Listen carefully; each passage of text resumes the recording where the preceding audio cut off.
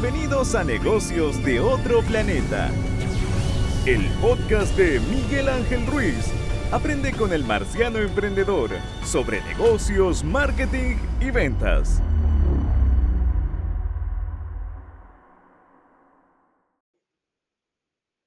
Micrófono podcast. Hola, ¿cómo están? Sean todos muy bienvenidos a Negocios de Otro Planeta. Estamos en esta serie de neuromarketing conversando con expertos y especialistas de toda Hispanoamérica. Soy Miguel Ángel Ruiz, su presentador, y el día de hoy tenemos un invitado desde Argentina. ¿Buenos Aires? ¿Buenos Aires? ¿Sí? Sí, correcto. Desde Buenos Aires, Argentina. eh, Cuna también creo que nació, bueno, voy a hacer no sé si Braido nació en Argentina o no. Sí, es argentino. Pero bueno, o sea, perdón, sé que nació en Argentina, no sé si nació en Buenos Aires, pero si es porteño, como le dicen ustedes, pero no voy a hacer esa infidencia porque no sé de dónde nació específicamente. Pero hoy día vamos a conversar sobre la realidad argentina y de Sudamérica, sobre el neuromarketing, y para eso tenemos a nuestro invitado Darío Trico. Darío, ¿cómo estás? Bienvenido. ¿Qué tal, Miguel Ángel? ¿Cómo estás? Muchas gracias por tu invitación, por darme este espacio en tu podcast. Muy contento de estar hoy acá con vos y con toda tu No, audiencia. sí, contento de que puedas haber aceptado y ser parte de esto, de esta gran serie de neuromarketing que estamos haciendo, conversando con toda la industria de neuromarketing, así que estoy bien contento. Partamos por un poco por cómo llegaste a esto, cómo partió. Tengo acá, estoy buscando, ¿cuál es tu primera carrera? Porque tengo, acá está, licenciatura en comercialización. En comercialización, correcto.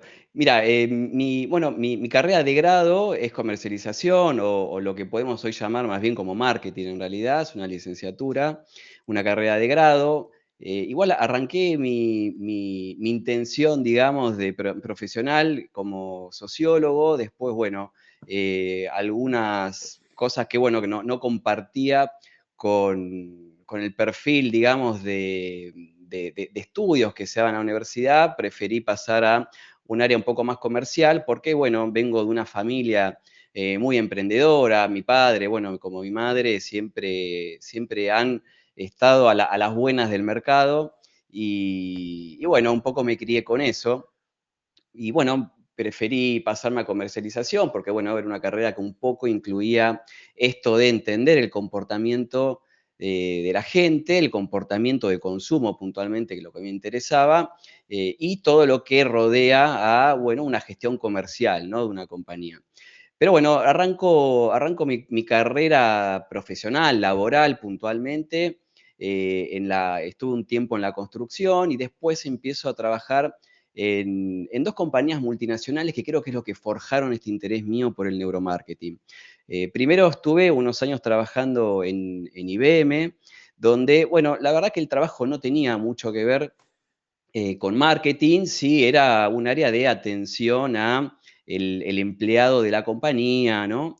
Pero bueno, aproveché el tiempo en IBM para empezar a aprender a programar. Me interesó mucho eso y bueno, en ese periodo aprendí a usar algunos lenguajes, obviamente todo muy básico, ¿no? Pero bueno, me dio esa posibilidad. Después con el tiempo pasé a trabajar a otra compañía, es una compañía multinacional, es muy grande, Givaudan, que fabrica fragancias y aromatizantes, ¿sí? Fragancias y saborizantes. Yo estaba en el área de saborizantes. En ese momento también no existía en sí el neuromarketing como área, como vertical. Pero bueno, sí se empezaba a hablar mucho del marketing sensorial en ese momento. Y Ujú. creo que, bueno, esa compañía me dio la posibilidad de entender cómo funciona nuestro cerebro desde el punto de vista obviamente sensorial. Y creo que ahí fue un poco la clave de cómo fui llegando al neuromarketing, después, bueno, por intereses propios, leyendo distintos autores, como, bueno, acá tenemos dos autores muy interesantes, uno es Néstor Braidot, y el otro Stanislaw Basrach. Por supuesto, Braidot tiene más inclinación hacia la aplicación de las neurociencias en ámbitos de negocios, ¿no? No solo neuromarketing, sino neuromanagement, neuroventas. Y Stanislao, bueno, él es un académico, estudió en Estados Unidos, en Stanford, si no me equivoco, y bueno, después fue escribiendo lecturas muy, muy interesantes, donde, bueno, sí habla de las neurociencias, pero desde un punto de vista más individual, más del desarrollo individual. Así que, bueno, un poco por interés personal y habiendo tenido esta expertise, llegué al neuromarketing, ¿no? Donde a mí me interesaba mucho la parte de investigación. Bueno, después hice mi maestría en neuromarketing en la Universidad Autónoma de Barcelona, con el director del máster, que la verdad que tengo un gran vínculo, Pera Navalles, la verdad que es una persona que conmigo siempre ha sido muy generosa en esto del neuromarketing, me ha orientado mucho cómo se puede iniciar un proyecto de este tipo. Bueno, así que a mi vuelta de la maestría allá en Barcelona, bueno, ya fundé bueno, mi laboratorio, mi propia compañía, y bueno, desde hace unos años, más o menos 2018, 2019, donde ya empezamos a tener mayor presencia en el mercado, que estamos con esto. Y bueno, después la pandemia, lamentablemente, bueno, ha producido un gran retroceso, ¿no? Así que bueno, todavía estamos un poco tratando de llegar a estos niveles previos a la pandemia, pero bueno, esto que sucede en Argentina normal, ¿no? Que sabemos que es un mercado muy volátil y bueno, sus dificultades e incluso también muchas trabas para poder entablar un negocio de ese estilo. Así que bueno, estamos en eso, en la búsqueda, a ver si podemos, bueno, lograr estos niveles de trabajo que teníamos previos al periodo de pandemia. ¿Y fuiste a Barcelona a hacer el máster de forma directa? Exactamente, claro, la maestría tuvo un periodo inicial virtual y después fue allá presencial alrededor, ¿no? Estábamos unos 7, 8 meses allá en Barcelona con la maestría. Y bueno, y actualmente lo que estamos haciendo con la Universidad de los Andes de Ecuador, estamos armando una maestría en neuromarketing, probablemente esto ya esté lista como para empezar a dar las clases a partir de marzo del año que viene. Así que bueno, estamos un poco conformando todo eso. Interesante, porque, claro, de hecho a Pere lo invitamos a este podcast. Pere está invitado. Así que si no hace también la chance, no sé si logré cerrar con él. Creo que Sí, no, así que si no hace el pase gol, está invitado a este podcast porque una de las cosas que recomiendo dentro de las especializaciones de neuromarketing, siempre he saltado un poco la universidad latinoamericana debido a la poca formalidad que le han dado los programas de neurociencia aplicado a neuromarketing.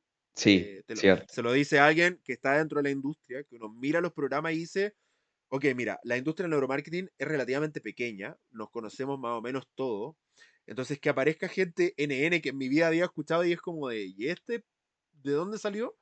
Y uno empieza a mirar sus perfiles y es como de, amigo, no está Claro, ¿en qué nada dentro de momento, la... exacto, en qué momento llegaste acá? Y que, bueno, eso es algo muy importante lo que decís, Miguel Ángel, porque en realidad es una industria que por culpa de esta gente, ¿no? O por responsabilidad de esta gente que no tiene un bagaje técnico en lo que expone o en lo que enseña, después se toma como una realidad algo que puede ser tomado como, bueno, algo que dijo alguien una vez o lo encontré en alguna página de internet por ahí Ujú. perdido, y lo tomamos como la gran verdad, ¿no? Con lo cual, aparte también esta distancia entre por lo menos esto es parte de mi experiencia en los ámbitos de investigación, se tiende a generalizar lo que encontramos en un estudio puntual de laboratorio. Si yo encontré algo puntual para una marca en un momento determinado, con una muestra determinada, para un estímulo de marketing determinado, no lo puedo generalizar, no puedo correr ese riesgo.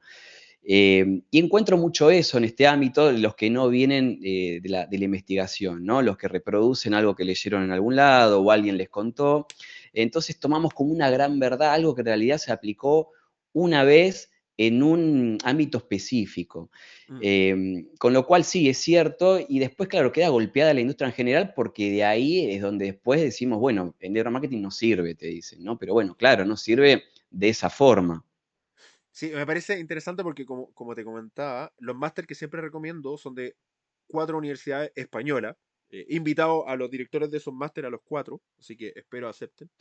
Y si no aceptan esta primera, hacemos una segunda tirada de especialistas en neuromarketing y aceptan. Así que ahí sí me hace. Insistiré con Pera Navalles para que venga. Igualmente, Pera, mira, Pera ahora está por lanzar el máster allá en Barcelona. Estos meses ya comienza, así que probablemente esté en eso. Pero bueno, probablemente bueno, te voy a ayudar a convencerlo para estar participando acá, porque la verdad que es un tipo bueno, muy generoso también en esto, ¿no? Él siempre que tiene la oportunidad de contarnos de qué se trata este mundo, él siempre quiere participar. Y de hecho estuvo por acá el año pasado, no sé si llegó hasta estas latitudes que estamos nosotros, pero estuvo creo que en Colombia o Ecuador, estuvo dando ahí unas charlas. Sí, y de hecho, los programas que siempre recomiendo: Autónoma de Barcelona, Complutense de Madrid, la Universidad de Granada y la UNIR. Son los 4 que Tal siempre cual, recomiendo. sí. Si alguien quiere estudiar neuromarketing, estas son las 4 universidades. La UNIR es la única que no tiene esta maestría. No he entendido todavía, bueno, ahí se lo voy a preguntar a ellos, porque siempre le hablan como de máster propio. Esa es como la Sí, categorización que algunos le dan como exacto, máster sí. propio en neuromarketing. No entiendo cuál es la diferencia entre máster propio y magíster, pero tienen la Sí, misma, sí. el No, mismo estado. la diferencia es que no es un máster oficial y la duración tiende a ser más corta. Es una maestría que la da la misma universidad y no está oficializado, digamos, en el Ministerio de Educación. Pero bueno, más allá de eso, es bastante interesante ese tipo de programas porque les da mucha más flexibilidad a la universidad para estar actualizados. Lo que pasa es esto, y también pasa acá en Latinoamérica. Una vez que vos tenés un programa, te lo tiene que aprobar el Ministerio de Educación y eso te puede demorar, por lo menos en Argentina pasa esto, ¿no? Te puede demorar 2, 3 años y hasta 4 años. Hoy, mira, hace unos meses, con una universidad tuvimos la idea de armar tenemos la idea de armar una carrera vinculada con un poco más extenso que neuromarketing, puntualmente es de ciencias del comportamiento, y lo que me dicen es, bueno, mira, hoy vamos al Ministerio de Educación y la verdad que no nos atienden. Entonces, bueno, es como que todo esto lleva, claro, todo esto lleva muchísimo tiempo Eso es y muy un poco, Latinoamérica, ¿eh? Muy Latinoamérica. claro, tal cual, y te impacta totalmente en la formación del alumno, porque vos querés darle lo último o la mayor novedad posible y terminás explicando conceptos que pasaron hace 4, 5, 6 años, incluso 10, ¿no? En esto de neuromarketing.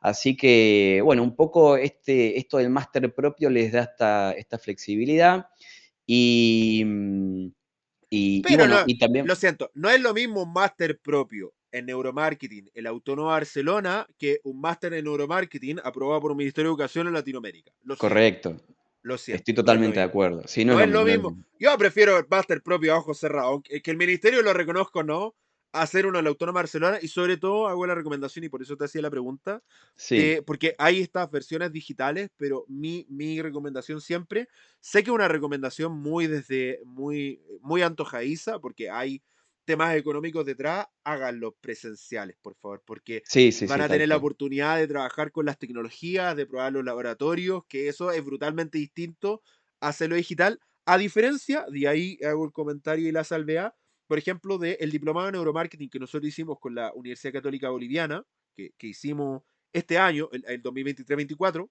en ese periodo de tiempo, que fue parte del máster en alta dirección estratégica de marketing. Es que era un máster que incluía 5 diplomados y tú, si los completabas, tenías el máster. Lo encontré un modelo muy interesante de la Católica Boliviana. Y que hicimos con laboratorios digitales, 100% digitales, y por lo tanto hicimos este programa en toda Latinoamérica, porque teníamos profesores de toda Latinoamérica, y lo hacíamos con una herramienta digital, por lo tanto sí podía hacer investigación, y lo hicimos con la plataforma Realive, que Juan Pablo ya nos va a hablar de esa plataforma, tenemos un capítulo completo de Realive y de eye tracking webcam base, pero lo hicimos 100% con herramientas digitales y fue una experiencia brutal. Y ahí en los comentarios yo creo que van a aparecer un par de alumnos nuestros comentando quizás la buena experiencia que fue este máster y trabajarlo directamente en esto. Ahora, yo estoy viendo, mientras estaba viendo, obviamente que esto de profesor de la UADE, que estabas Ujú. comentando en esto de docente de marketing y neuromarketing, he visto que fundaste en este periodo Osprey.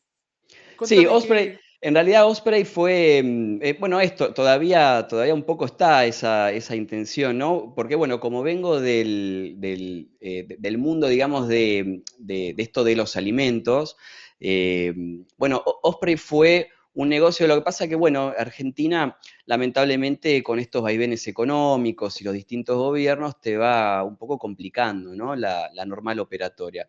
Osprey es una compañía que fundé, más que nada vinculada a la importación de sustancias alimenticias, pero más que nada eran suplementos dietarios para deportistas o productos saborizantes.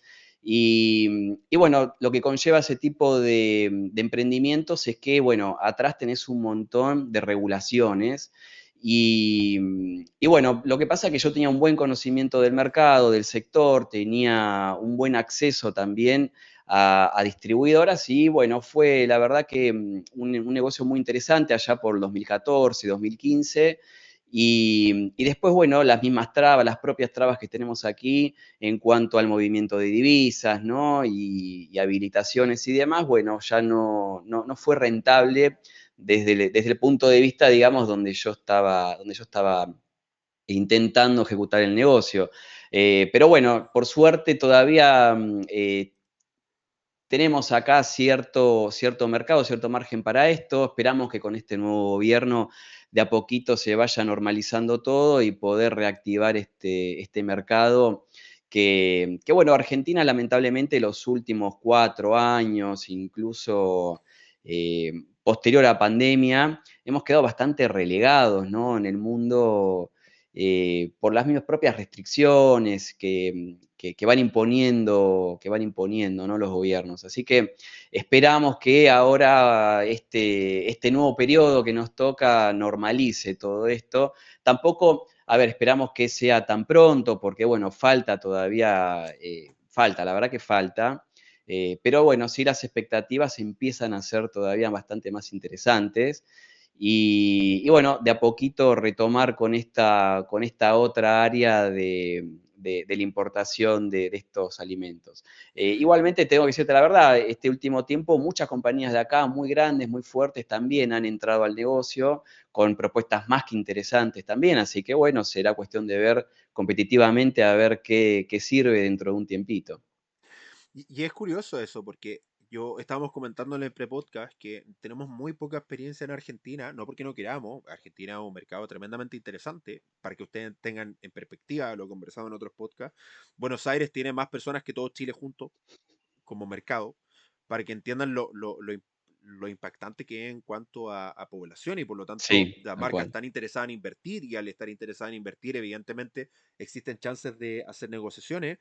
Y aún así, nos ha costado un montón. Simplemente, en nuestra experiencia latinoamericana, Ujú, nosotros tenemos experiencia en toda Latinoamérica, menos en Brasil, por razones obvias, porque Brasil es un mercado totalmente distinto al claro. resto de Latinoamérica, y son muy nacionalistas, pero en Argentina tenemos poca experiencia debido Sí, a esto mismo que comentaba, el pago de divisas, porque no nos salía a cuenta, tenían una dificultad enorme en pagar, ¿no? De hecho, para hacer una infidencia, espero que no me reten después de esto, pasó hace mucho tiempo, así que se ok, puede, se puede contar. Sí, sí. no sé si lo que puedo decir o no, pero para lo mismo, me voy a arriesgar. Me voy a Bueno, muy arriesgar. bien. Total, después, si no, bajo el video, lo edito y lo vuelvo a subir.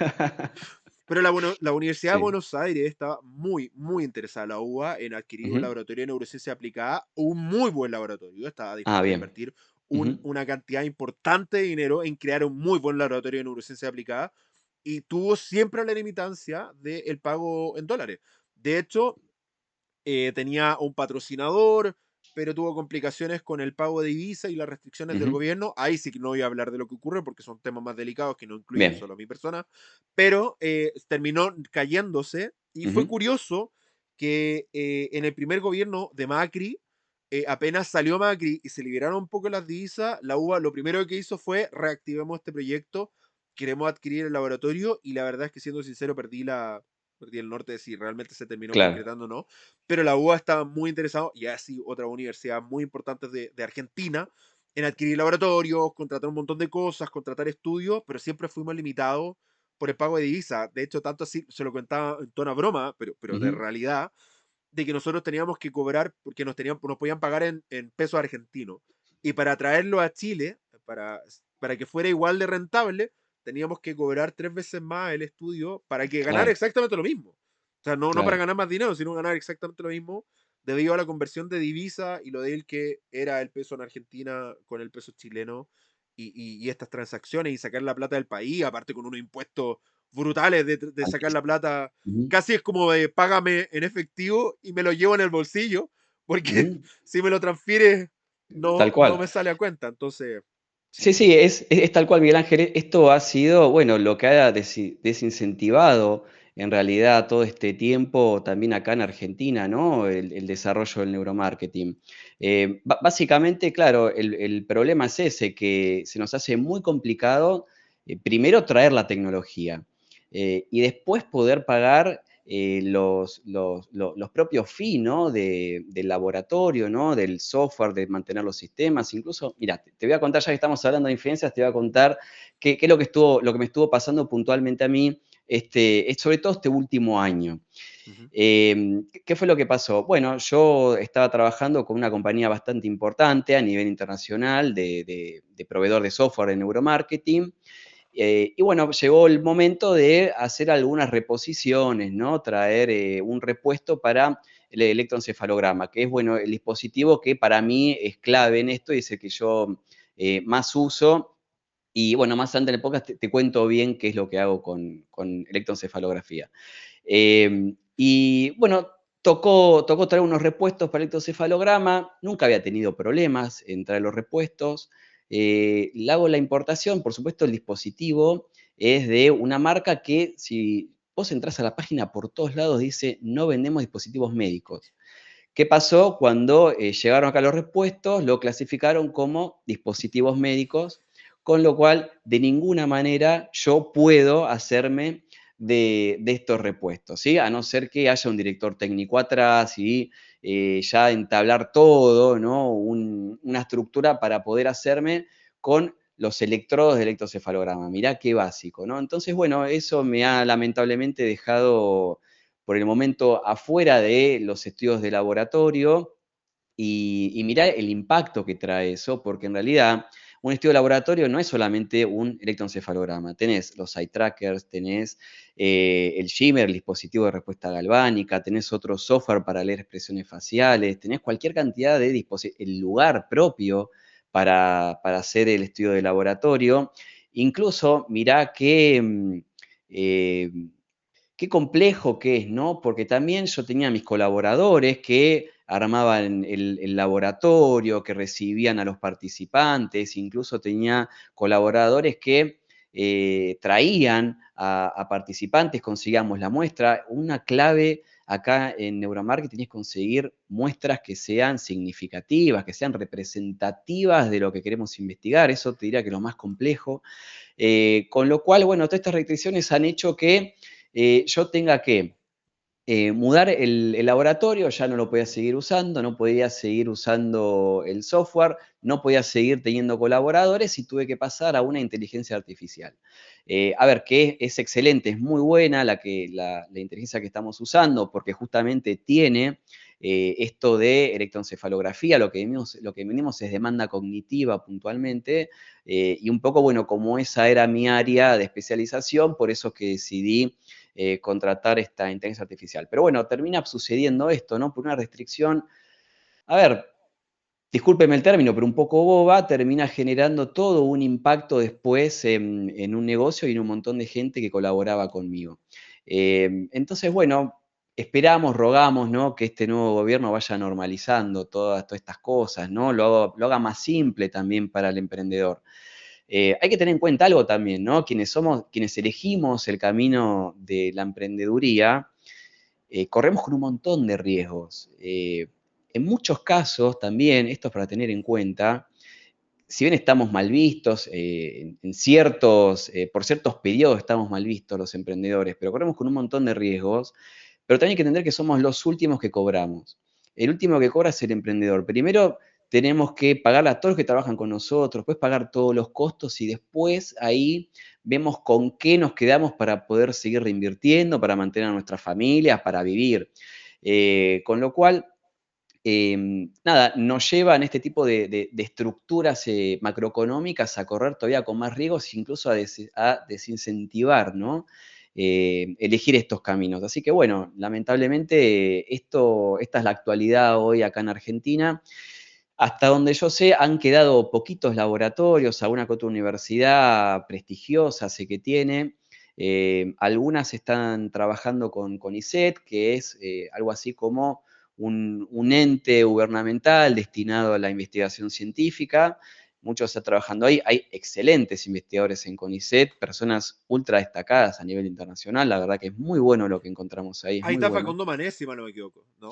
Estoy Facundo Manes ahora está más bien haciendo una carrera política, él ahora está trabajando, es de verdad. diputado, sí, sí, es diputado, ha salido un poco de esto.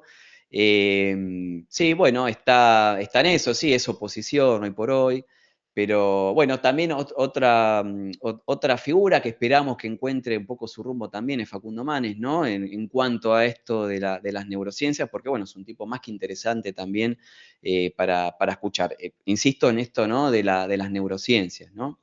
Pero bueno, nada, estamos esperando también bueno, que la macroeconomía se normalice, porque una vez que la macroeconomía empieza a funcionar, empiezan a invertir las compañías en investigación e incluso también empiezan a invertir en investigación, por supuesto, desde nuestro sesgo, ¿no? Mucho más relevante que puede ser el neuromarketing, ¿no? Mucho más preciso. También entendemos que a ver, hubo todo un periodo donde acá hubo que hacer un trabajo de llevar las neurociencias e incluso el neuromarketing, o digamos las neurociencias aplicadas, ¿no? A ámbitos educativos, a las universidades. De hecho, yo tuve la oportunidad de armar una materia, te diría casi sin marco teórico, en mi alma mater, en mi universidad acá en la UADE, donde yo estudié, pude en su momento armar la materia. La verdad que estoy más que satisfecho con los resultados. Tenía los cursos, la verdad, explotados de alumnos, siempre ha dado muy buenos resultados. Yo llevaba a mis equipos para poder hacer investigaciones ahí en el aula. Por supuesto, esto tiene sus peros, ¿no? No es lo ideal, el ámbito y demás, pero bueno, por lo menos pudimos acercar toda la investigación al alcance, ¿no? De un alumno de grado. Con lo cual, bueno, me parece que hay que trabajar un poco más ahí todavía. Porque bueno, hoy lo que veo también es que muchos ejecutivos no tienen por ahí el conocimiento técnico, tienen por ahí una idea superficial, ¿no? Que está muy bien, pero tienen una idea superficial de los beneficios del neuromarketing, pero no tienen el conocimiento técnico de lo que una investigación, por supuesto, rigurosa, ¿no? Te puede llegar a traer. Total y completamente de acuerdo. De hecho, pensando en todo esto, primero me sorprende lo de Facundo Manes, porque en su momento yo escuché de su boca un par de críticas hacia el neuromarketing por de alguna otra forma hacer mercantilista la neurociencia Ujú. aplicada, así que no sé qué tanta Sí, esperanzas tenga de que haga política a favor de la investigación con neurociencia aplicada. Esa es una opinión personal, propia, de la cual me hago comparto, sí. cargo. Eh, Comparto así con que, vos. así que no sé qué tanto nos podría Mm. ayudar, pero sí estaba recordando mientras comentaba un par de ocasiones en las cuales efectivamente tuvimos problemas por la importación de equipos porque lo etiquetaron como equipos médicos en Chile mismo. Y fue como de, es un eye tracking, amigo, es seguimiento ocular, no es médico. Claro, no. No, pero es que Sí, son equipos oculistas. ¿Quién sí, sí, dijo sí, no, eso? no tiene nada que ¿Quién ver. te dijo que lo puede hacer un oculista? Por supuesto, pero no Claro. son de oculistas, son de conducta al consumidor. Y tuvimos una discusión en una importación Sí, sí. importante y era como de, No, que tengo que aparte, venderlo. un equipo, un Toby, por ejemplo, perdón que nombre la marca, pero un equipo Toby, porque o un Pupilab también, como para nombrar otra No, marca. no, da lo mismo que marque la Eh, máquina. Perfecto. Claro, no tiene, a ver, ningún diagnóstico médico ese tipo de dispositivos. No, no, de ninguna manera sirve para hacer un diagnóstico médico. De ninguna manera. Sería un irresponsable, ¿no? El oculista que haga un diagnóstico exclusivamente con un TOBI.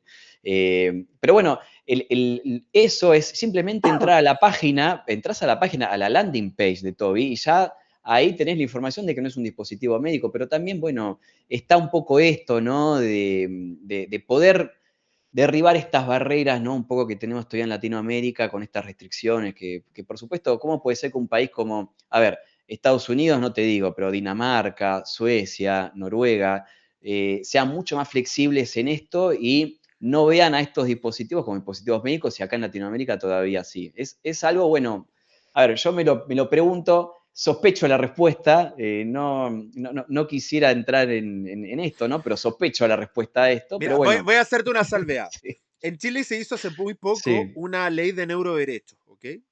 Que significó que como no se enten- esto es propio, es mi opinión Ujú, de Miguel Ángel Ruiz Silva en mi podcast, ¿ok?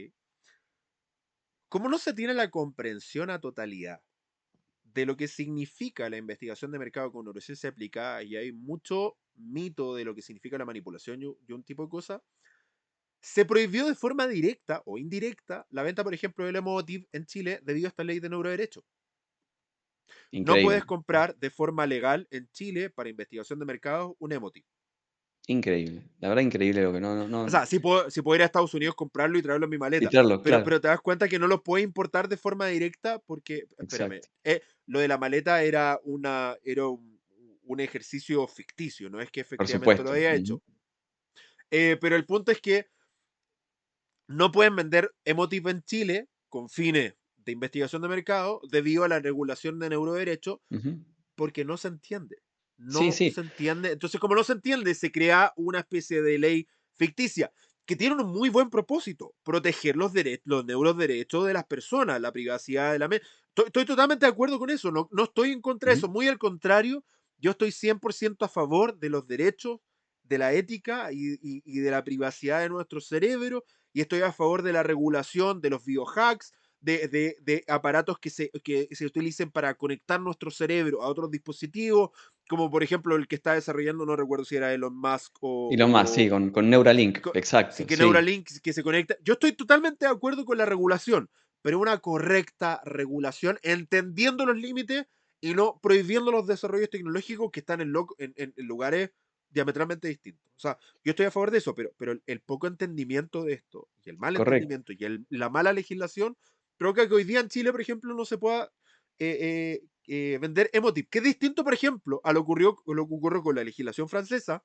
que la legislación francesa lo que prohíbe es la investigación con electroencefalograma, ojo con esta ley, porque Ujú, eso es lo que trataron de emular en Chile, pero no lo hicieron bien.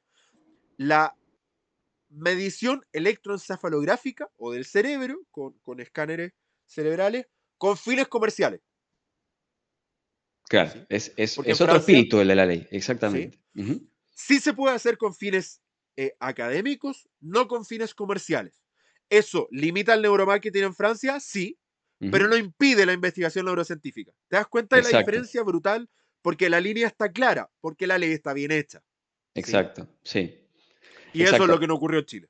Mira, por lo menos no quiero meterme en el Parlamento chileno, porque la verdad desconozco, pero por lo menos acá en Argentina lo que hemos visto, no específicamente con neurociencias o con neuromarketing, pero lo que hemos visto es que nuestros congresistas, digamos, quienes regulan las leyes, quienes diseñan las leyes, no tienen el profundo conocimiento de lo que en realidad están regulando. Y mira, saliendo un poco esto de neuromarketing, ha pasado acá hace unos años, han querido regular el teletrabajo, y era increíble que los mismos diputados no sabían conectarse, esto fue en época de pandemia, ¿no? Y no sabían cómo prender la cámara. De hecho, algún diputado ha quedado expuesto por mal prender la cámara en momentos que estaba haciendo cosas que no debía, y demás. Así que, con lo cual, gente que regula, digamos, nuestras libertades individuales no tiene mucha idea muy bien de cómo funcionan los propios dispositivos. Así que, sí, esa sería, digamos, otro argumento, ¿no? Más que tenemos acá en Latinoamérica para seguir trabajando El profundamente en teletrabajo esto. no puede obligar a prender la cámara. Y es como, amigo, primero aprende a prender la cámara y Aprender después legisla si se puede prender o no. Porque si no, tal cual, no. tal cual. Sí, Oye, sí, ahora, sí. tengo preguntas que he repetido con cada uno de los invitados y quiero hacértelas Muy a ti. bien. Primero, ¿qué es para ti el neuromarketing? ¿Cómo defines Bueno, tú el neuromarketing? Para mí, desde un punto de vista técnico, el neuromarketing es traer herramientas de investigación de neurociencias a estímulos propiamente de marketing. ¿Sí? Para mí es eso, el neuromarketing es investigación. Por supuesto que esto acepto discusión respecto a mi forma de verlo, pero yo lo veo el neuromarketing como es una herramienta en la investigación de mercados que trae dispositivos, protocolos, procedimientos de las neurociencias para estudiar específicamente estímulos de marketing, ¿sí? Para mí, con esa definición engloba para mí lo que es el neuromarketing. Ahora, aprovecho también tu pregunta para extenderme un poco y diferenciarlo de lo que para mí son las neurociencias del consumidor.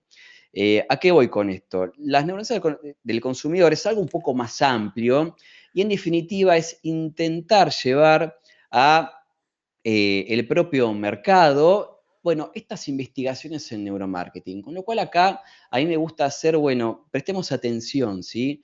Porque lo que investigamos en un laboratorio, lo que encontramos para un estímulo de marketing específico, en un ámbito específico, midiendo a una muestra específica, no quiere decir que vaya a funcionar siempre cualquier ámbito. Entonces, si bien las neurociencias del consumidor están muy buenas y son muy importantes tenerlas en cuenta, pero hay que probar, ¿sí? A lo que voy es, llevamos lo que encontramos en un laboratorio a una generalización. Entonces, bueno, cuidado en ese proceso, ¿sí? Porque ahí puede haber fallas. ¿Y por qué hago esta aclaración? Porque justamente esto a veces nos lleva a pensar que el neuromarketing en realidad no funciona. El neuromarketing funciona perfectamente. Te diría que es la herramienta de investigación de mercados que más precisa es, por eso los costos que tiene también, ¿no? Eh, pero querer generalizar lo que yo encontré en un ámbito específico, bueno, ahí aparecen los problemas, ¿sí? Entonces, Sí, bueno, de acuerdo. cuidado con este traslado, ¿sí? Cuidado con esto.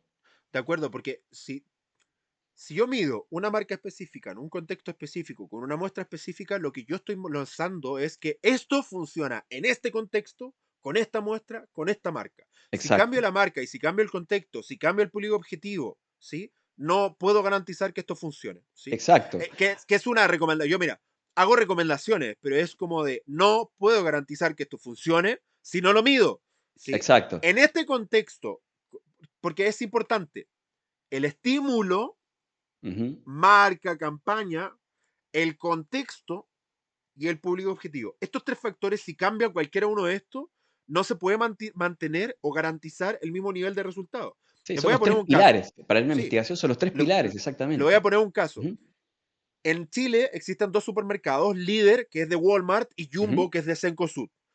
Jumbo es exclusivo, es caro, etcétera, y Líder son precios bajos. Un producto exclusivo o de alto precio no va a tener la misma performance en Líder, donde la gente va a buscar precios baratos, que en Jumbo, donde la gente va a buscar cosas distintas. Y no tiene que ver con que si el correcto. producto es bueno o malo, sino que el contexto donde está el producto cambia. Es Porque totalmente la diferente. mentalidad, Ujú, y puede ser el mismo comprador en Jumbo y en Líder, ujú, pero como el contexto es distinto, se va a comportar de forma distinta, porque en Jumbo no va a buscar precios baratos, porque Jumbo no es barato, y el líder correcto. no va a buscar precios caros o no va a buscar cosas exclusivas, porque Jumbo, o sea, líder es precios baratos. Entonces, la misma persona en dos contextos distintos, en el mismo día inclusive, en la misma Ujú, compra, va a cambiar porque el contexto cambia. Y si por el supuesto, contexto claro. cambia, la conducta cambia. Por lo tanto, el mismo producto en dos contextos distintos con el mismo comprador va a tener performance distinta porque el contexto modifica la conducta. Estoy totalmente de acuerdo con eso y eso es súper importante, a menos, y ahí hago otra salvedad, que veamos patrones que se repiten de forma unilateral en cualquier contexto. Que uno mira y dice, mira, en esto, en esto, en esto, en esto, en esto, y en distintos países que, por ejemplo, algo que nosotros hemos encontrado y se lo regalo a los emprendedores, siempre lo hablo, pero por fin lo puedo explicar, las mujeres no miran por sobre la altura de los ojos en puntos de venta. Esto lo hemos descubierto o demostrado en distintos países, en distintas categorías, en distintas tiendas, en distintos contextos de compra. Ujú, Y se repite. Las mujeres no miran por sobre la altura del ojo. Pero esto se repite en todo. En un supermercado en, ojo, Latinoamérica. ¿Sí? Y en China, ni la menor idea. perfecto. Claro, En genial Occidente. aclaración. Ujú, Occidente. Occidente. ¿Sí? Las mujeres en general no miran por sobre la altura del ojo. Y lo hemos visto en supermercados, lo hemos visto en tiendas, lo hemos visto en almacenes, lo hemos visto en tiendas de especialidad, lo hemos visto en mujeres jóvenes, lo hemos visto en mujeres de alta edad, lo hemos visto comprando, lo hemos visto, o sea, es un patrón que se repite y para mí es una máxima. Ahora, no funciona nunca jamás con el 100% de la gente, pero sí con la gran mayoría, y esa es la salvedad. bien, esa De es la hecho, salvedad. Muy bien. de hecho, midiendo un contexto, un público objetivo y una marca, jamás puedo generalizar al 100% del público. Sí a la gran mayoría. Siempre hay outsiders, gente que se comporta fuera de la curva, ¿sí? Eso está claro. Ujú. Pero sí, una generalidad funciona para el 80-90% en este contexto. Pero sí hay patrones que Exacto. se repiten. Y cuando vemos estos patrones que se repiten, tenemos una conducta para nosotros biológica que se repite en algunos contextos, pero aún así, y ojo que hago la salvedad porque yo digo como de la mujer no mira por solo a la altura del ojo, pero aún Ujú. así no siempre funciona para todos ni en todos los contextos, ¿sí? Claro, perfecto. La verdad te súper agradezco la aclaración, Miguel Ángel, porque bueno, en definitiva es eso, ¿no? Poder encontrar patrones de comportamiento, pero es espectacular esto que decís. Esperá, porque esto lo encontramos en donde nosotros investigamos, que es acá en Latinoamérica, ¿sí? No te puedo asegurar, como por ejemplo esto, en Latinoamérica leemos bueno, por el estilo de lectura de Occidente, bueno, hacemos también una suerte de exploración de izquierda a derecha, arriba hacia abajo. Perfecto, listo, Y porque en ese es diagonal. nuestro, y en diagonal. Ese es nuestro comportamiento, bueno, perfecto, occidental. Ahora, probablemente, si esto lo queremos llevar a otros lugares, por ejemplo, no sé, en Oriente o incluso Japón. Japón lee al revés. leen al Japón lee, revés lee derecha, izquierda y hacia abajo, y no hacia hacia el abajo. lado. Entonces, Exactamente. olvídate. O Ven, países mírate. árabes que leen de derecha a izquierda. Entonces, bueno, esperemos, porque acá podemos llegar a sospechar que esto no tiene por qué servir en cualquier cultura, cualquier ámbito, ¿sí? Y es espectacular la aclaración que haces porque, bueno, em, es bastante gráfico, ¿no? Cómo hay que tener cuidado con esto de querer llevar a cualquier ámbito algo que encontramos en un lugar específico, en un momento específico, para una cultura específica. Sí, Es un gran ejemplo. Un gran ejemplo, también, por ejemplo, algo que encontramos con bastante frecuencia acá, por lo menos en Argentina, es la iluminación, ¿sí? De las góndolas. Góndolas que tienen una iluminación en esto de tanto comportamiento masculino como femenino, ¿no? Si hay una iluminación más cálida, son espacios donde la mujer pasa más tiempo y si es más frío pasa menos tiempo. Al contrario pasa con los varones, estamos más tiempo en ámbitos donde, o en góndolas, digamos, ¿no? Superficies donde hay luz blanca, pasamos más tiempo explorando los varones. Y bueno, eso es algo que encontramos de vuelta acá en Argentina, ¿en dónde? Bueno, en supermercados de un espacio grande, donde hay espacio entre las góndolas, para una determinada categoría de artículos. Esto tampoco funcionó para todos, pero bueno, con lo cual es muy bueno esto de aclarar, bueno, en ciertos ámbitos podemos hacer una generalización, pero no decimos que sea el 100% de los casos. total. Así que bueno, la verdad que para mí, bueno, eso es el neuromarketing y me gusta poner esta distancia en las neurociencias del consumidor, ¿sí? Es decir, vos querés probar esto que se encontró en un paper o en un ámbito específico, perfecto, testealo. Corres riesgos, eso sí, vas a correr riesgos. Pero bueno, espectacular bueno, que los conocimientos puedan también estar accesibles, ¿no? Total. Ahora, segundo, ¿qué opinas de Sí. aquellas personas que dicen que el neuromarketing es bluff, es fake, es humo, no funciona, es un robo? Mira, tengo que decirte que lamentablemente y muy a mi pesar, los entiendo, ¿no? Los entiendo. ¿Pero por qué?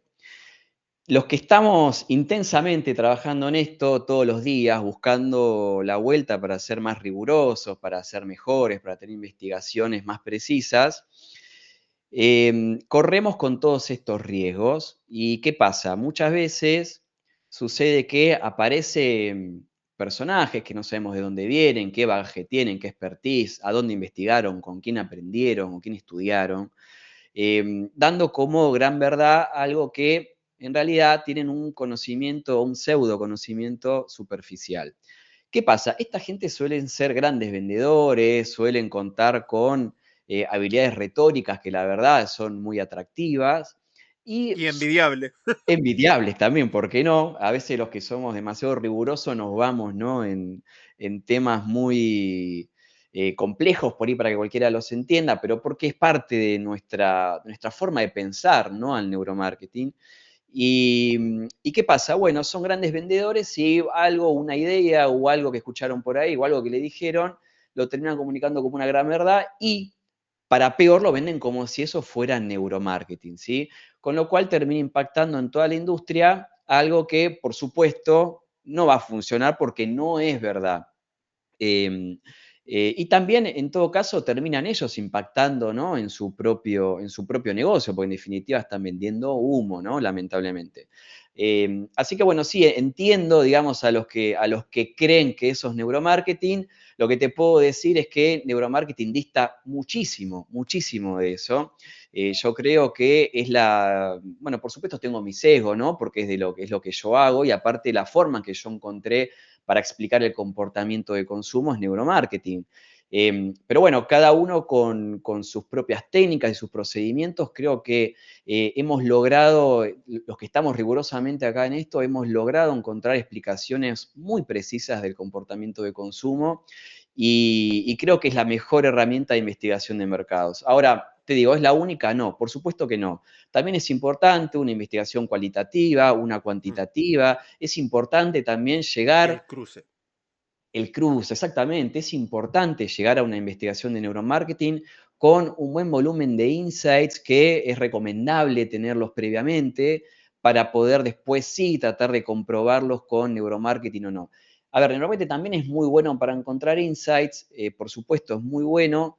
Lo que sí te puedo decir es que termina siendo una investigación que va a demorar bastante más tiempo, ¿sí? Y vas Mm. a tener que invertir bastante más dinero. Con lo cual es recomendable llegar con 4 o 5 insights que podamos después testearlos acá en un estudio de laboratorio. Y otra aclaración también que por ahí esto va en contra un poco de lo que yo tengo que hacer hoy por hoy, pero siempre es importante un estudio de laboratorio y no quedarte únicamente con una inteligencia artificial. Son muy buenas las inteligencias artificiales, pero me parece que si queremos hacer ya una devolución más precisa, tenemos que hacer una investigación de laboratorio sobre lo que realmente una compañía quiere develar, ¿sí? Este comercial funciona, esta fragancia nueva funciona, este packaging está bien diseñado, este logotipo, está bien seleccionado mi target, mi segmento de consumidores. Bueno, eso lo podemos corroborar con un estudio de laboratorio y de forma tremendamente precisa. Mm. Y una inteligencia artificial te puede dar una idea, te puede orientar, pero no me animaría a asegurar que el resultado va a ser óptimo. De hecho, bueno, una de las cosas que también vamos a conversar ahí con Juan Pablo y lo vamos a detallar ahí de la diferencia entre la IA predictiva versus los estudios reales con humanos. O sea, hay una diferencia Sí. súper interesante. Ahora, Ujú. ¿cómo? Pues, diste un poco luces de esto, pero tengo que hacer la pregunta así para completar y para sentirme que lo he hecho con todo. ¿Cómo un empresario podría utilizar el neuromarketing dentro de su negocio para dar resultados o para mejorar la performance de sus campañas, de sus ventas, de su experiencia de compra en punto de venta, etcétera? Mira, perfecto, es muy buena la pregunta, es muy buena e incluso te la agradezco, porque hay que todavía romper cierta barrera entre la distancia, ¿no? Entre un conocimiento riguroso y preciso de neurociencias versus, bueno, lo que creemos que es. Y un poco yo veo que hoy, por lo menos acá en Argentina, el mercado un poco lo que muestra es que hay un conocimiento algo superficial y muy vago de lo que son las neurociencias en general. Con lo cual de ahí pensemos que llegar al neuromarketing todavía hay una distancia mayor. Mm. Entonces, mi recomendación, ¿cuál es? Bueno, puntualmente para mí tiene que haber neurociencias e incluso se puede hacer, también quisiera romper con este mito, cualquier volumen de negocio hoy puede hacer neurociencias, puede investigar. Más allá seas una multinacional o tengas un emprendimiento más pequeño, cualquiera puede hacer un testeo de neuromarketing en laboratorio, cualquiera lo puede hacer. Por supuesto, la calidad del estudio va a depender de tu presupuesto, eso no te lo puedo negar, pero sí, cualquiera puede hoy acceder a un estudio de neuromarketing. Eso por un lado. Por otro lado, mi gran recomendación es, bueno, entender a quién estoy contratando, ¿no? Porque muchas veces decimos, bueno, voy con tal compañía, voy con tal agencia. Mira, yo por supuesto no voy a dar nombres porque no es mi intención, pero he visto de grandes multinacionales que hacen investigación de mercados, que te venden un paquete completo de investigación de mercados, protocolos con 9 participantes. Hoy sabemos que es casi, te diría, una falta de respeto decirle a una compañía con 9 participantes te pueda dar una devolución de un estudio de neuromarketing. Si es casi una Espera, ¿es irresponsabilidad. broma? ¿Es broma? No, no, no. Lo he visto con mis propios ojos que hay protocolos de compañías muy grandes que te dicen con 9 participantes podemos llegar a un resultado. Estoy a 2 segundos de preguntarte quién carajo hizo eso porque lo encuentro estúpido. Lo siento, No, pero no no, tengo y bueno, ninguna otra forma de explicar eso.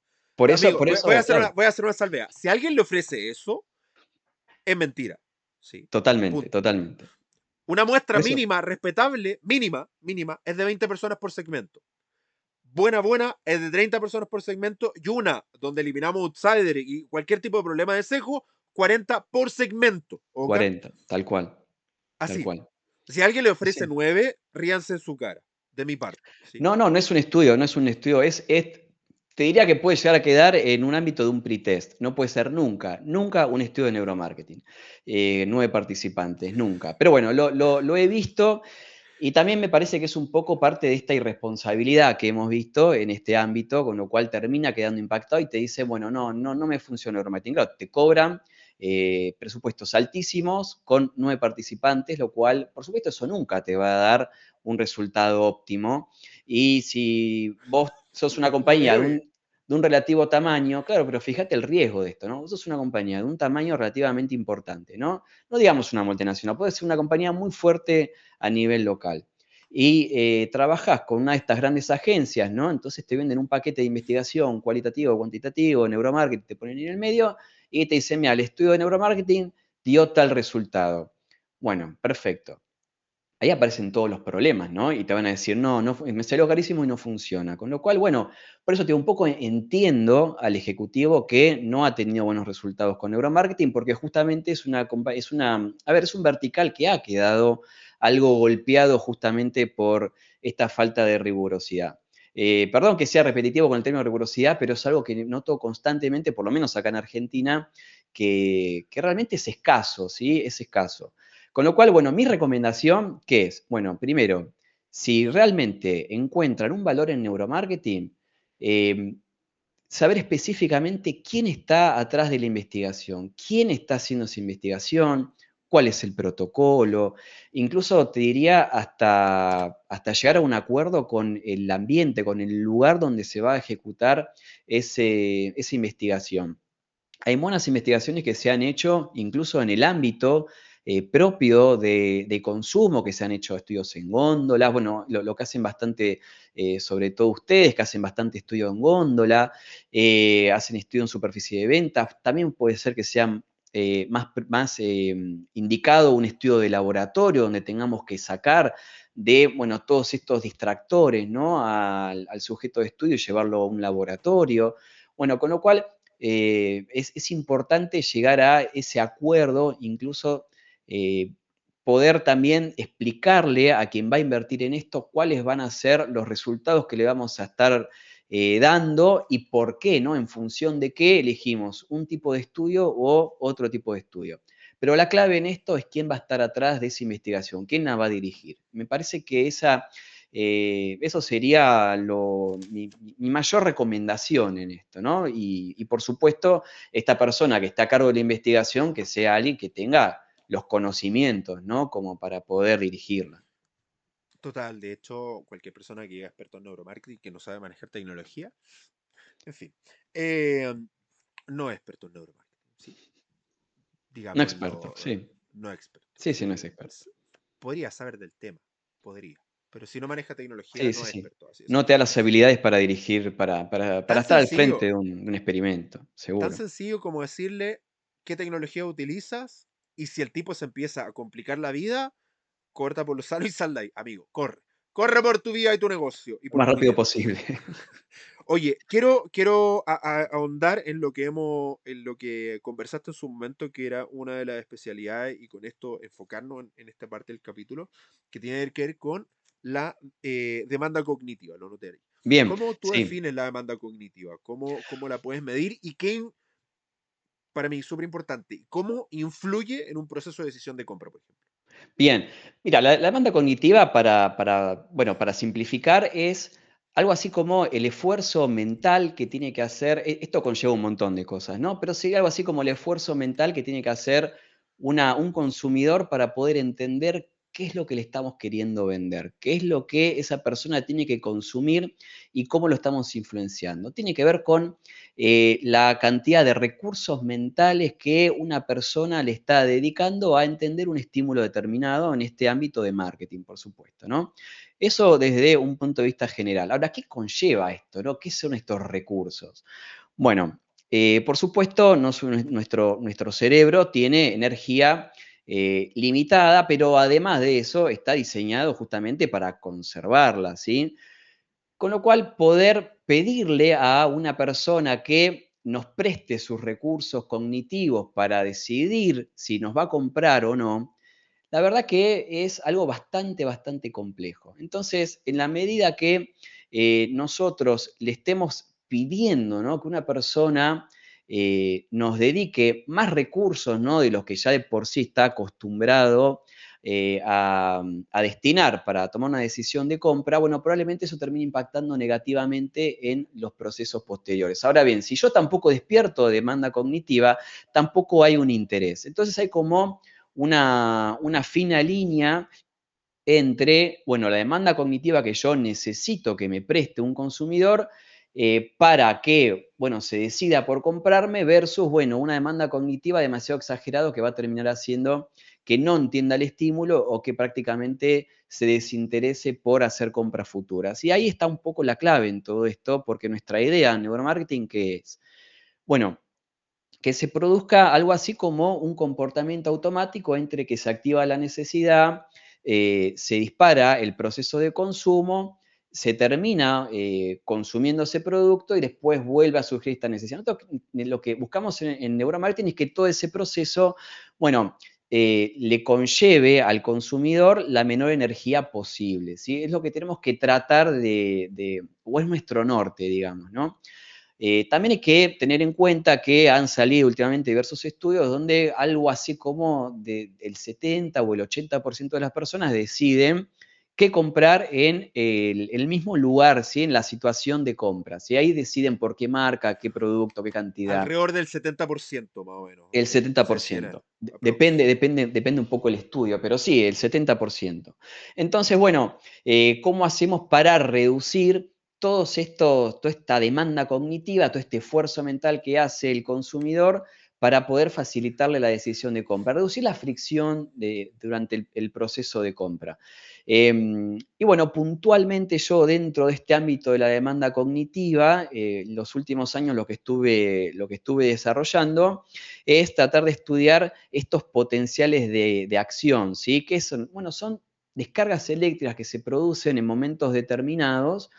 Y puntualmente trabajo con unas cuantas, pero puntualmente he desarrollado 2 o 3. Puntualmente estoy con una que se denomina N400, que es una descarga que se produce 400 milisegundos después de visto el estímulo. Entonces, lo que hacemos es, bueno, ve el estímulo, el consumidor, y con el electroencefalograma vemos qué pasa en ese cerebro 400 milisegundos después de ver el estímulo. Y en muchos casos, este N400 lo vemos como, bueno, que se disparó ahí una descarga eléctrica y en función de la magnitud de esta descarga eléctrica podemos inferir, bueno, a ver, si es congruente este estímulo, si es congruente con qué, con todo mi conocimiento previo, con la marca, con todo lo que yo ya sé de esta marca. Después tenemos, por supuesto, esto también lo tenemos que comparar con qué frecuencia, ¿sí?, cuáles son las ondas que en ese momento está ese cerebro, si está operando en ese cerebro, si son ondas alfa, si son las ondas beta, cómo están en ese momento esas ondas, hay mayor correlación o menor correlación, y ahí puedo hacer una inferencia con un N400. Después y obviamente depende también en qué área, ¿no? Si esto se produce en las áreas prefrontales, si se produce en las áreas parietales, si se produce en las áreas occipitales, que tienen más que ver con la atención visual. También tenemos otro que se llama N200, bueno, ese también nos da cierta idea de intención de compra futura. Entonces, cuando mostramos el estímulo, por supuesto, eso tiene que ser muy cuidado, un estudio de laboratorio, porque lo que sabemos del electroencefalograma es que sufre de mucha contaminación, de mucho ruido, se producen muchos artefactos, con lo cual también hay que tener todo un proceso muy riguroso al momento de limpiar, ¿no?, toda esta contaminación y poder sacar, por ejemplo, movimientos oculares, pestaneos, micromovimientos que se producen con la cabeza, o me rasqué, por ejemplo, eso pasa mucho con electroencefalograma, la gente tiende a rascarse un poco la cara por la propia incomodidad del dispositivo, y eso también después hasta a veces tenés que eliminar el participante, ¿no?, porque te ha quedado muy contaminado ese estudio. Entonces, bueno, es ver bien puntualmente estos potenciales de acción y poder después, bueno, ver en el mercado a ver cómo esto responde y la magnitud del potencial de acción. El que te decía el otro, el N200, es uno que también se produce en áreas prefrontales y lo que nos da es cierta idea de intención de compra futura. Esto bueno, hay bastantes papers atrás de esto. Y los últimos desarrollos que he visto alrededor del N200 tiene que ver con marketing político, ¿sí?, con la elección del candidato. Así que bueno, es todo un desarrollo que estamos tratando de hacer acá. Por supuesto, ahora, lo que te decía al comienzo del podcast, ha quedado todo esto congelado porque no tenemos la posibilidad de seguir usando por un tiempo el electroencefalograma. Así que bueno, estamos, por supuesto, siempre buscando otros lugares donde esto se pueda aplicar. Por lo menos por ahora acá en Argentina esto ha quedado, bueno, ha quedado detenido, ¿sí? Ahora, con lo que comenta la diferencia de ondas, ¿cómo ven usted la variación entre si alfa, beta, delta, gamma? ¿Cómo lo...? Bien, sí, sí, bueno, eso va a depender mucho de cómo queremos ver o cómo queremos ver esa correlación entre las ondas puntualmente durante el estímulo, ¿sí? A ver, ¿qué pasa? Nosotros, o por lo menos yo, prefiero quedarme, dependiendo de lo que esté queriendo investigar, entre ondas alfa y ondas beta, porque, bueno, otras ondas ya se me empiezan a ir un poco Pero de... para aquellos que nos Sí. escuchan y no saben la diferencia entre una alfa, una onda, o entre una onda alfa y beta, ¿cuál es la diferencia, cuál es la importancia que sea alfa o beta y no u otra? No, bueno, en realidad tienen que ver con el estado, podemos decir, el estado de la cantidad de recursos mentales que me está prestando en ese momento el participante. Tiene que ver con el estado de vigilia. A ver, básicamente las ondas alfa me dan cierta idea de que es mayor ese estado de vigilia. Las ondas beta me están dando cierta idea de que hay algún proceso subconsciente, ¿sí? Esto es una generalización, reitero, no quiere decir que siempre sea así. Y aparte lo que también hay que testear es un estado basal, ¿no? Ver en realidad, bueno, este participante, qué representa una onda alfa y qué representa una onda beta. Sí, mis investigaciones se mantienen entre esos rangos, trato de no irme demasiado, porque ya otro tipo de ondas empieza a haber algo de contaminación, empieza a haber otro tipo de procesos ahí mentales que en cuanto a la metodología de investigación no tienen mucho que ver o representan otra cosa. Con lo cual, bueno, en realidad hay que hacer un ejercicio ahí de filtrado. Yo por lo menos prefiero trabajar dependiendo, ¿no?, qué potencial de acción estamos investigando, trabajar tanto con alfa como beta. Perfecto. Y ahora con respecto a las áreas que estaba mencionando, si es prefrontal, Sí, occipital, ¿cuál es la diferencia de activación entre cada uno de ellos? Recordando que no necesariamente nuestros auditores entienden esto. perfecto, sí, gran pregunta. A ver, aclaro con esto. Esto es una generalización, por supuesto el cerebro es muchísimo más complejo de lo que estamos conversando acá, pero realmente muchísimo más complejo. Pero bueno, ¿qué idea nos puede llegar a dar si yo encuentro actividad en áreas prefrontales? De vuelta, generalizo, porque también hay que ver si hay predominancia izquierda o derecha, eso después también hay que verlo. Pero sí me puede dar cierta idea de, bueno, a ver, de qué conozco yo de congruencia, qué conozco yo de esta marca, qué conocimiento pasado, ¿por qué? Porque eso está íntimamente vinculado con el hipocampo, que es donde está almacenada ahí nuestros recuerdos, nuestra memoria, y es un área donde nos pone, digamos, de forma un poco más presente nuestros recuerdos, ¿no? De forma un poco más visual nuestros recuerdos. Eso lo notamos en las áreas prefrontales. Por supuesto, generalizo, ¿eh? No quiere decir que nuestro cerebro trabaje únicamente así. Entonces, bueno, eso nos da cierta idea, ¿sí? Acá ahí hay cierta activación de mis recuerdos, de mi memoria anterior respecto a este estímulo determinado y veo si hay determinada congruencia. También nos puede dar cierta idea de funciones ejecutivas, es decir, bueno, a ver, voy a comprar este producto en algún momento, en algún futuro cercano, bueno, también lo podemos testear en áreas prefrontales, pero no podemos perder de vista las áreas parietales, porque las áreas parietales también nos dan cierta idea si esa persona se está figurando, se está imaginando consumiendo ese producto, que eso tiene que ver más con áreas que tienen que ver con el movimiento, la percepción, uso espacial, ¿sí? Entonces ahí tenemos que ver si hay alguna percepción de movimiento. Y en áreas occipitales, que sería acá atrás, ¿no? En el cerebro, nos da cierta idea de atención, se está prestando atención visual. No siempre es posible, a ver, depende del diseño del estímulo, no siempre es posible hacer estos testeos en áreas occipitales porque tiene que haber cierta lateralización, ¿sí? Tenemos que ver a dónde está ubicado el estímulo. También un poco para aclarar, nuestro cerebro, a ver, lo explico básicamente, trabaja de forma cruzada, ¿sí? Lo que yo capto, digamos, con mi ojo derecho, bueno, eso se ve reflejado en mi lóbulo occipital izquierdo, ¿sí? Y lo mismo del otro lado. Entonces, si yo quiero ver si mi estímulo, depende cómo esté diseñado el estímulo, pero si está diseñado de forma que el área importante esté hacia el lado derecho, tengo que ver qué está pasando entonces en la axila occipital izquierda, a ver si hay atención visual. Y si esa persona está logrando captar el estímulo como yo lo pensé, ¿no? Como yo lo había diseñado previamente. Y de hecho es tan curioso que, y esto es como tip, y se los voy a dejar como investigación para la casa, tarea para la casa. Eh, mm, Hay una parte de nuestro cerebro que interpreta el texto de mejor forma y otra parte de nuestro cerebro que interpreta de mejor forma la imagen. Y les voy a dar un regalo.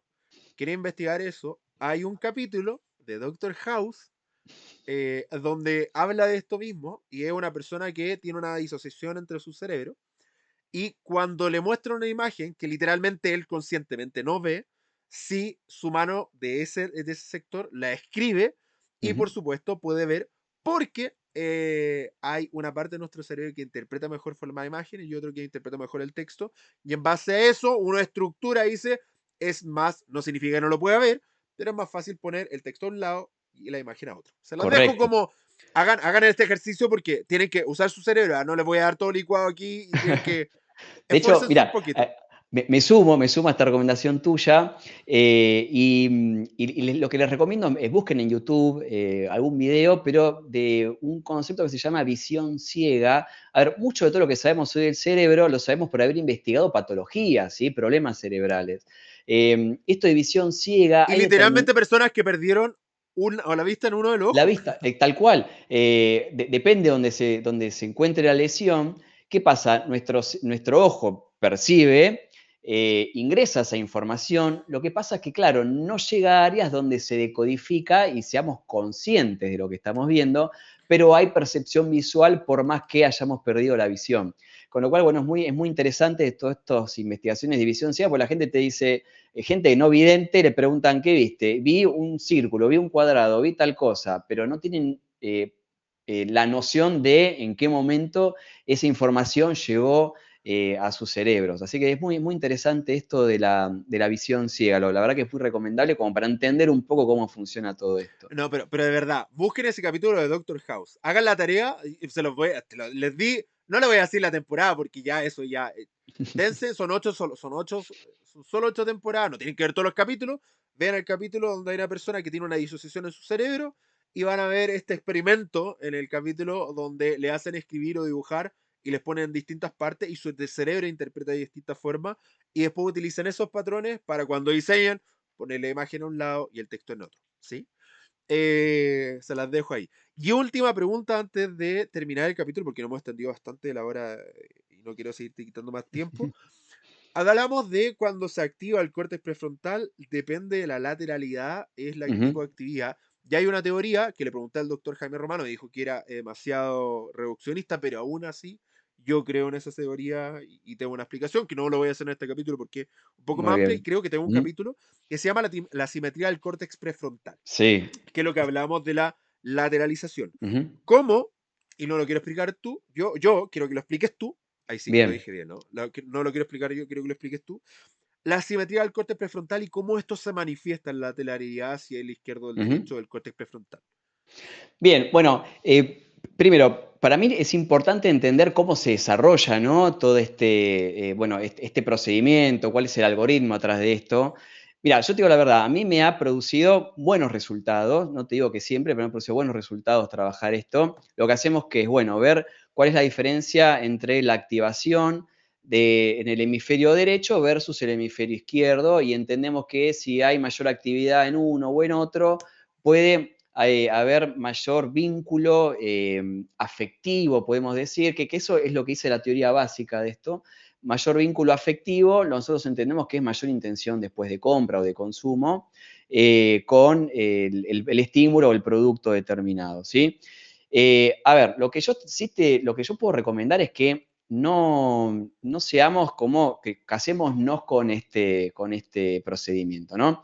Hay que tenerlo en cuenta, por supuesto hay que tenerlo en cuenta, no debe ser de ninguna manera el único como para poder prever Pero un si comportamiento. cruzamos, solo si cruzamos, por ejemplo, la simetría del córtex prefrontal con el Ujú. electroencefalograma y aparte GCR y tenemos una medición y cuadración Ahí te y va a dar vemos tal cual. que hay una activación de cierto lado de nuestro cerebro Ujú. asociado a una arousal en el sistema simpático nervioso, hay un match bastante básico. Tal Pregunta, cual. ¿cuál es el lado positivo y cuál es el lado negativo? Para que las Bueno, personas que nos escuchan. sí, sí, el lado positivo, es decir, positivo en términos de, bueno, voy a comprar el izquierdo, negativo en términos de no voy a comprar el derecho. Y esto tiene que ver con una Sí. asociación entre alejarme y acercarme. Ojo con eso. De hecho, tanto así, que si uno pone asimetría al córtex prefrontal más GCR y pone una cámara, ¿sí? De lateral y ves que hay un acercamiento o un alejamiento hacia el estímulo, puede haber, ojo con lo que estoy diciendo, acercamiento, porque son movimientos inconscientes e involuntarios. Cuando hablo me Ujú. gusta, no es que diga, oh, me gusta, me voy a acercar. Inconscientemente mi cuerpo tiende a acercarse, no es como que esté así, jugando como Sí, si sí, sí. fuera, Se pero hay un evaluamos la acercamiento postura, tal cual. y hay Evaluamos una la postura. lejanía. Sí, sí, sí. Incluso, algo que hemos visto acá bastante es, como le pedimos que se queden lo más quietos posibles a los participantes, lo que vemos es que hacen como cierta inclinación, pero milimétrica, en los hombros, como que empiezan a O estar, o todo lo contrario, ¿no? Ves que el cuello se va un poco hacia atrás. Pero bueno, como le decimos, quédate quieto, es como que son bastante milimétricos estos movimientos, pero pero hay una sí. correlación entonces entre la activación del lado izquierdo, el Ujú. acercamiento y una activación de la dorsal, y ahí tenemos Sí, es una. importantísimo esto que dijiste vos recién, crucemos con otros dispositivos, crucemos con otros dispositivos y vemos qué está pasando ahí, pero sí, la verdad que es un algoritmo que a mí me ha funcionado bastante, incluso la verdad que da niveles de precisión muy Sí, interesantes, y de pero hecho, sí, la salvea es una de las formas más básicas de ujú, hacer un electroencefalograma.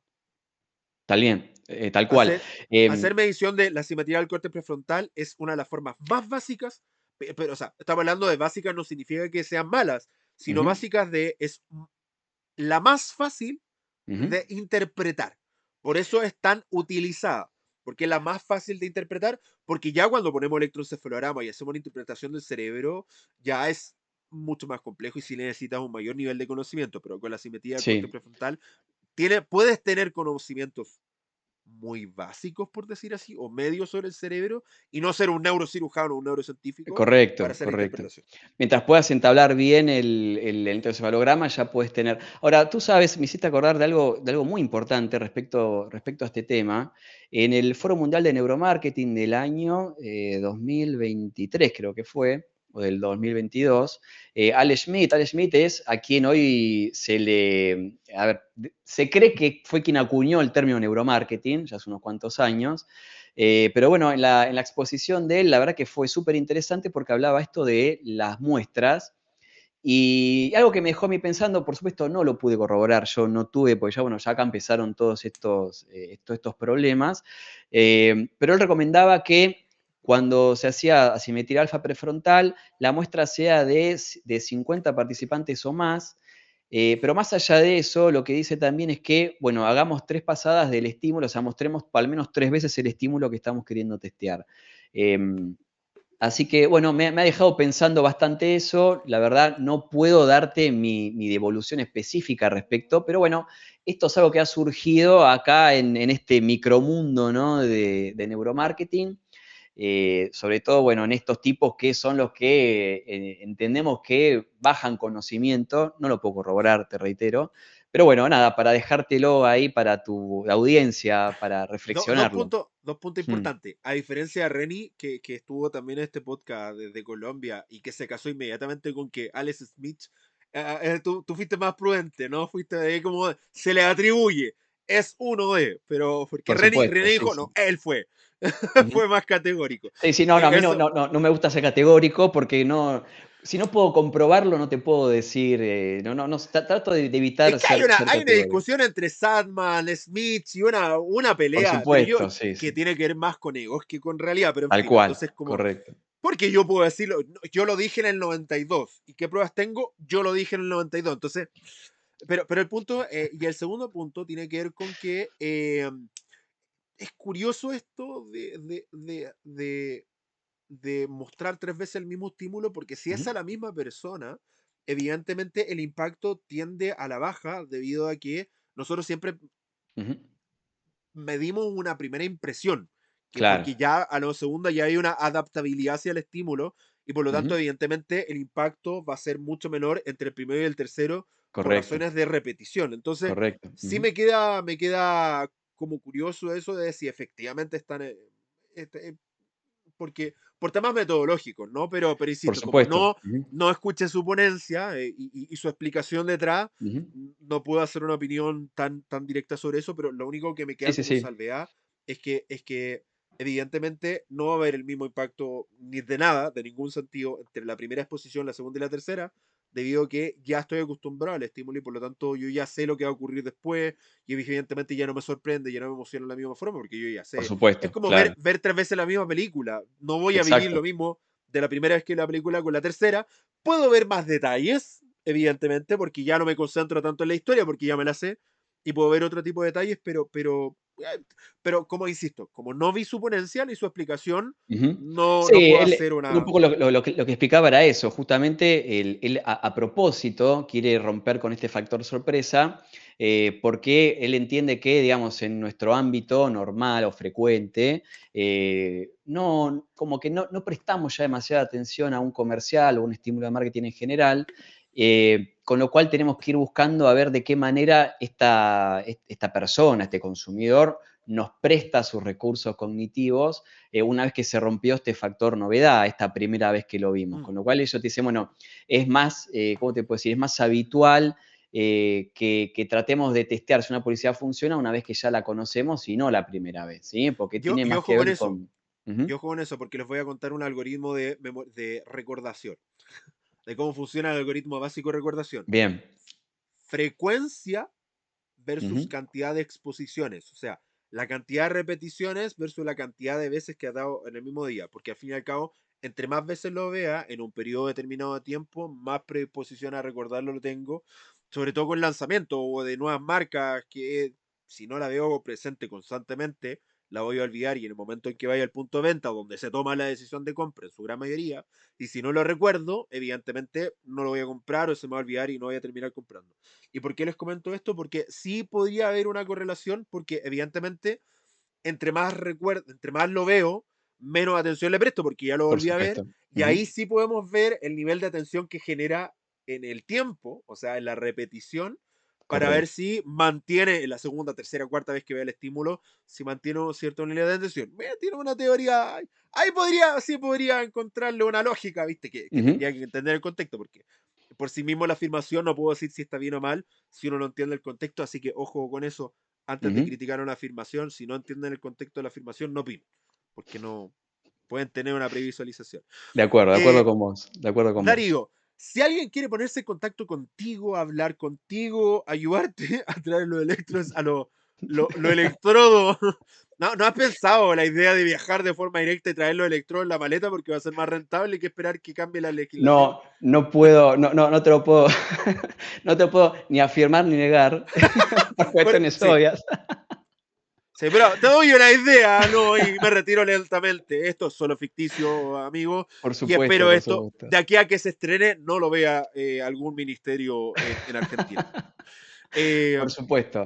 si Sí, alguien por quiere ponerse en supuesto, contacto uno tiene contigo, sus recursos. Mira, tengo mi LinkedIn, que es mi red social donde yo estoy más activo, por supuesto. Me pueden seguir después en el Neuromarketer, en Instagram, en Facebook. Tengo un blog, la verdad que trato ahí de siempre publicar cosas interesantes que tengan que ver con alguna novedad o algún dato relevante del mercado. El neuromarketer.com. Ahí también pueden encontrar, bueno, qué es lo que yo estoy escribiendo. LinkedIn, mi recomendación es, que es, bueno, donde yo estoy ahí un poco más activo. Darío Eh, Treco, directo, de forma directa. sí, Darío Treco. Y después, bueno, si les interesa ver un poco más cómo trabajamos, DataBrain es mi agencia. También en LinkedIn publicamos, por supuesto, siempre con autorización y demás, publicamos, bueno, nuestras propuestas, digamos, de investigación, cómo las llevamos a cabo. Y bueno, también tenemos nuestra página de DataBrain, si quieren revisarla. Últimamente, como empezamos a trabajar en Ecuador y estamos tratando de pisar también un poco en Colombia y en Estados Unidos, hemos cambiado el dominio. Es databr.ai porque, bueno, estamos más que nada con esto de inteligencia artificial. Pero bueno, también está databrain.com.ar, si les interesa, también está todavía activo el dominio.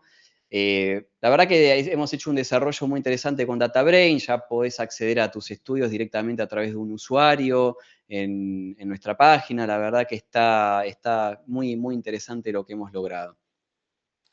Total, feliz. Oye, muchas gracias por estar acá, por compartir tus conocimientos, tu experiencia. Hablamos muchísimo de lo que significa el cerebro y de la carga cognitiva, que es un tema fascinante y que va a estar muy correlacionado con el capítulo de Juan Pablo Rodríguez cuando Qué hablemos bien. de la economía de la Mm. atención y lo que significa y cómo lo estamos midiendo hoy en día, que es uno de los factores que están pidiendo mucho a la empresa en Latinoamérica, porque obviamente capturar la Ujú. atención de los consumidores en estos contextos Exacto. 2024 25 lo que se viene a futuro, o sea, si Ujú, encuentran que es difícil, en 10 años más va a ser imposible.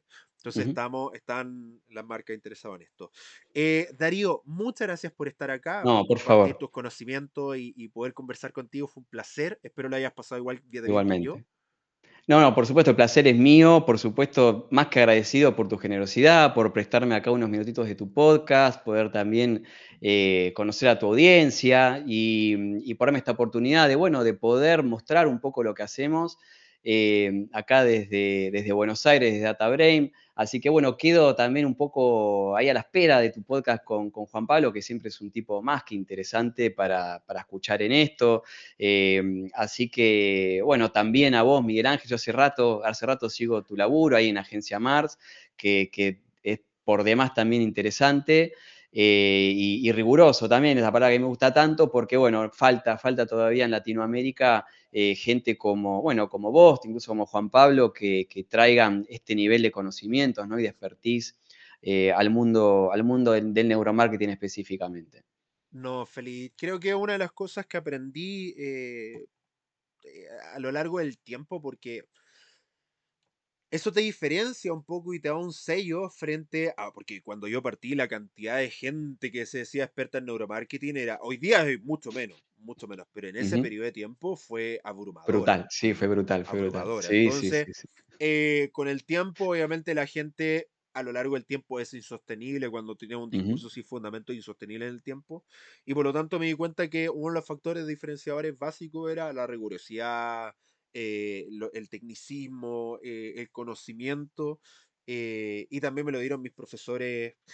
Trabajar con Hernán, Hernán me reta constantemente, o me retaba constantemente, porque yo soy bien marquetero para las cosas y Hernán era como el polo totalmente contrario, bien científico, entonces eran nuestras fricciones Por internas entre supuesto, sí, nosotros. Es que le voy a decir esto, pero es que no es tan así. Pero es que así lo vendo, o sea, es como de, tal cual, si el tal otro no cual. lo entiende, como se activó el sistema de Ujú. recompensa, no, se activó el sistema núcleo cumbe. Bueno, no lo va a entender, No no, entender. Claro, el bajar esto, cliente no. traducirlo al que no está en el ambiente, ¿no? Que no está en las neurociencias, la verdad que es fundamental. Gente que haga de traductor de todo esto. De hecho, Eh, pero claro, eso requiere cierto grado de marketing y no le Ujú. gustaba tanto a Hernán, pero eso eran discusiones.